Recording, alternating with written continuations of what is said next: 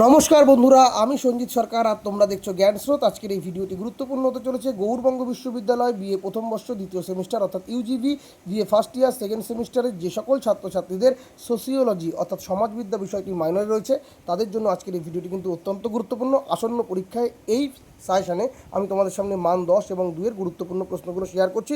আশা করছি এই প্রশ্নগুলো দেখে গেলে তোমরা উপকার পাবে এবং অবশ্যই পরীক্ষা ভালো দিয়ে আসতে পারবে। তো চলো শুরু করা যাক আজকের এই গুরুত্বপূর্ণ ভিডিওটিকে। তো বন্ধুরা, তোমরা সোসিওলজি মাইনরের জন্য যে প্রশ্নগুলো মান 10-এর জন্য সবার আগে তৈরি করবে। প্রথম প্রশ্ন, ভারতীয় সংবিধানের 73তম সংশোধনী পঞ্চায়েত রাজ ব্যবস্থায় এটি কী ধরনের পরিবর্তন এনেছে, এর গুরুত্ব আলোচনা করো। 2 নম্বর প্রশ্ন, যজমানি ব্যবস্থা কাকে বলে, এর বৈশিষ্ট্য ও কার্যাবলী আলোচনা করো। 3 নম্বর, ভারতের নগর সমাজ ও সামাজিক কাঠামোর বৈশিষ্ট্য, পরিবার ও শ্রেণী কী কী। 4 নম্বর, গ্রামীণ সমাজতত্ত্বের সংজ্ঞা দাও এবং ভারতে এটি পাঠের প্রয়োজনীয়তা ও গুরুত্ব আলোচনা করো। 5 নম্বর, আধুনিক কৃষি ব্যবস্থার প্রসারে গ্রামীণ সামাজিক কাঠামোয় কী কী পরিবর্তন এসেছে। 6 নম্বর, নগরায়ন বলতে কী বোঝো, ভারতে দ্রুত নগরায়নের প্রধান কারণগুলি আলোচনা করো।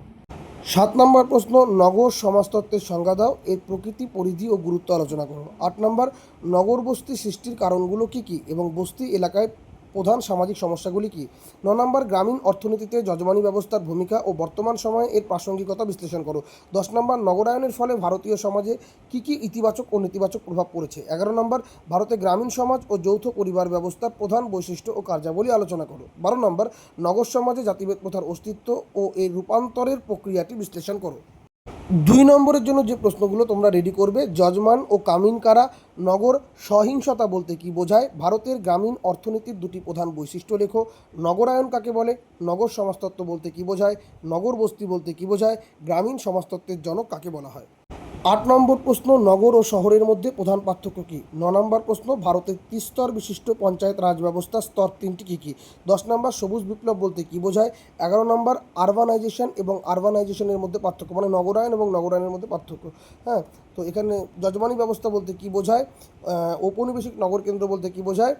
তারপরে রয়েছে তোমাদের পরবর্তী প্রশ্ন, এমনিরেগা বা 100 দিনের কাজের প্রকল্পের মূল উদ্দেশ্য কী। পরবর্তী 15 নম্বর প্রশ্ন, ভারতে গ্রামীণ সমাজতত্ত্ব পাঠের 2টি প্রধান উদ্দেশ্য লেখো। এবং 16 নম্বর প্রশ্ন, নগর সমাজে সামাজিক অনৈতিকতা বলতে কী বোঝায়। এই ছিল তোমাদের সোশ্যোলজি মাইনরের প্রশ্ন। এই প্রশ্নগুলো আশা করছি ভালো করে রেডি রাখলে তোমরা পরীক্ষার হলে নিশ্চিন্ত মনে যেতে পারবে এবং ভালো পরীক্ষা দিয়ে আসতে পারবে।